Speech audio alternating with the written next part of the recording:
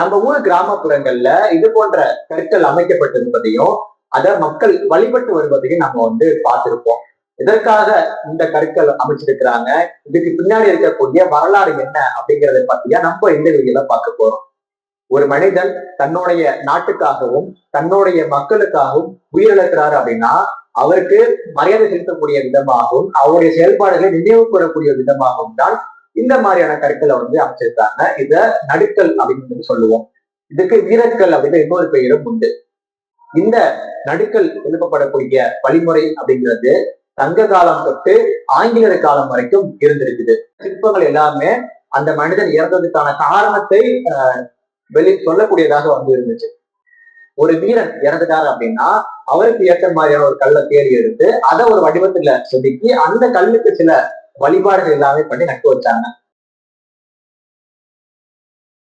ஆரம்ப காலத்துல வெறுமன வெட்டுக்கள் தான் வைக்கப்பட்டுச்சு. அதுக்கப்புறம் தான் அதுல எழுத்துக்கள் பொறிக்கக்கூடிய ஒரு முறை தொடங்கப்பட்டுச்சு. தமிழ் எழுத்து பந்தல்ல பொறிச்சாங்க. அப்புறம் காலம் கெடுத்து அதுல வட்டெழுத்துக்கள் பொறிக்கப்பட்டுச்சு. இன்னும் சிறிது காலம் போக அதுல சிற்பங்கள் பொறிக்கப்பட்டுச்சு. வில் அம்பரணிக்கக்கூடிய மனிதனுடைய சிற்பங்களாக இருக்கட்டும், கேடயம் கத்தி வச்சிருக்கக்கூடிய சிற்பங்கள் எல்லாமே பொறிக்கப்பட்டுச்சு. இந்த சிற்பங்கள் எல்லாமே அந்த மனிதன் எதற்காக இறந்தான் அப்படிங்கிற காரணத்தை சொல்லக்கூடிய விதமாக அமைக்கப்பட்டிருந்துச்சு. சாதாரண மனிதனுடைய நினைவாக எழுப்பப்பட்ட அது நடுக்கல் அப்படின்னும், இது ஒரு பேரரசனுக்காக அவருடைய நினைவாக எழுப்பப்பட்ட அந்த பள்ளிப்படை அப்படின்னு நம்ம சொல்லலாம்.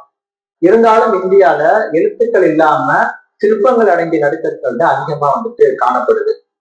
தமிழ் எழுத்துக்களால் பொறிக்கப்பட்ட நடுக்கற்கள் தான் இந்தியாவிலே மிக பழமையான நடுக்கற்கள். இத நம்ம தேனி மாவட்டம் புலிமான் கொம்பை அப்படிங்கிற இடத்துல கண்டுபிடிச்சிருக்கிறாங்க.